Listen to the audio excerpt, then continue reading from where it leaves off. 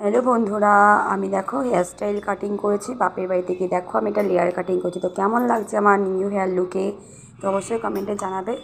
তো চলো আমাকে কেমন লাগছে তো বলো। আমি বোনকে বললাম একটু ভিডিওটা শ্যুট করে দেয়, তো পিছনে ভিডিওটা করে দিল, দেখতে থাকো। Hello guys, good morning, welcome back to my channel. তো আজকে আমার ওটা শেষ, আজকে আমি বাড়ি চলে যাবো।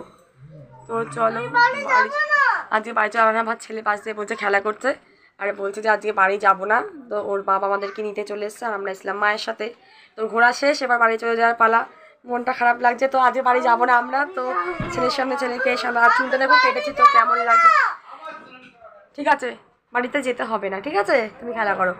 তো দেখো বন্ধুরা, আমার তো লং চুল ছিল, তোমরা দেখেছো, আর চুলটাকে কাটিং করলাম কেন বলতো, আমার প্রচণ্ড পরিমাণে ঠান্ডা লাগে চুল থেকে। তো লং হেয়ার, আর আমাদের দিকে তো প্রচণ্ড ঠান্ডা। আমার ওইখানে আর চুলটা দেখো কেমন লাগছে, তো দেখো আয়নার পিছনে দেখাচ্ছি। তো আমি পুরো লেয়ার কেটে নিয়েছি চুলটাতে, পুরো সামনে দিয়ে পুরো ফুল লেয়ার কাটাকে পুরো চুল মানে কাটাতে মনটা খারাপও লাগছে, বাট কিছু করার নেই, নিজের শরীরকে সুস্থ রাখাতে চুলটা কাটিং করলাম।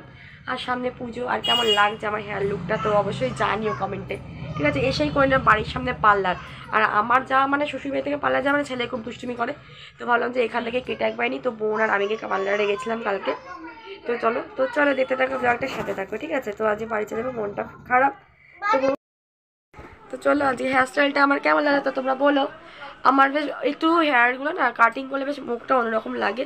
তো অনেকটা চুল কেটে দিয়েছে, বুঝতেই পারছো কতটা চুল ছিল, এখন কতটা একদম ছোটো, মানে আমার মায়ের থেকে এখন ছোটো গেছে। তো কোনো ব্যাপার নেই, চুল বাড়বে, তো কষ্ট একটু হয়। দেখো এখন পুরো অতটা চুল আর ছিল তো পুরো অনেকটা কোমর নিচ অবধি।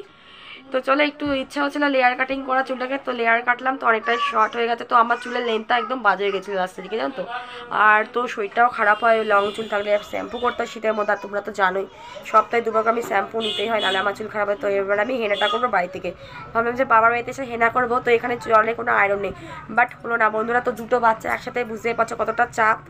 আর এদের দেখবো না আমরা চুলে হেয়ার প্যাক করবো, বুঝতে পারছিলাম না। তো বাড়ি থেকে হেয়ার প্যাক হেনাটা লাগিয়ে নেবো, আর চুলটা ছোটো আছে নিজেও করতে। তো চলো দেখতে থাকো। তারপর বাড়ি যাওয়ার আগে স্নান আমার কমপ্লিট হয়ে গেছে। এটা আমি আমার মার নাইটি পরেছি। সাদা নাইটি পরতে আমার খুব ভালো লাগে, যেহেতু আমাদের ওখানে জলে এতটা আয়রন, এই জন্য সাদা জিনিস নিতে গেলেও প্রচণ্ড জ্বর ভাব দেয়। এদিকে আমার বাবা আসছে, এদিকে আমার বোনের ছেলের সাথে একটু একবার একটু লাস্ট একটু কুচুমুচু করে ভালোবেসে নিলাম। আমার বোনের ছেলে খুব শান্ত, জানো তো, আর ওর মা ওকে খুব মারে। তারপর দেখতে থাকো কী করছি। তো দেখো রেডি হয়ে গেছি, কিন্তু একটু লিপস্টিক, হালকা খাওয়া দাওয়া কমপ্লিট, হালকা খাওয়া দাওয়া করেছি। ডিমের ঝোল করেছিল আর ডাল করেছিল, আলু ভাজা। তারপর তোমাদের সাথে ফিরে আসছি। দেখো বোন রেডি হচ্ছে, বোন আমাদেরকে ছাড়তে যাবে। আর আজকে চলে যাচ্ছি, মনটা খারাপ। তো হাসি মুখে সবাইকে বিদায় দিচ্ছি, সবারই মনটা খারাপ।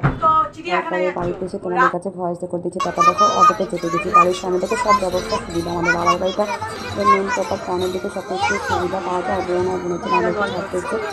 আমরা বেশিরভাগ সকালবেলায় যাই। আর দেখো ছেড়ে দিয়েছে অটো, আমাদের বাড়ি থেকে চলে যাচ্ছি আমরা আমাদের শ্রীনগর স্টেশনের দিকে।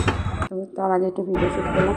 তারপর দেখো চলে এসেছি স্টেশনে। তো জায়গা স্টেশন বলে সব ট্রেনে জায়গা পাইনি, আর খুব বিরক্তি লাগছে ট্রেনের মধ্যে ভিডিও করে না, সবাই কেমন হাঁ করে দিতে থাকে। আর তারপর দেখো রানাঘাট প্ল্যাটফর্মে দাঁড়িয়ে আছি, ট্রেন লেট।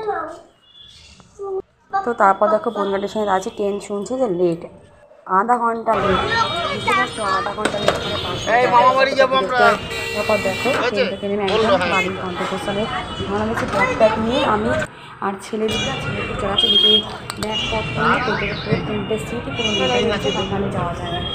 আর যদি বাচ্চা থাকলে পরে গন্তব্য চলে, কত ভালো লাগে। লাইক কমেন্ট সাবস্ক্রাইব করে দিও।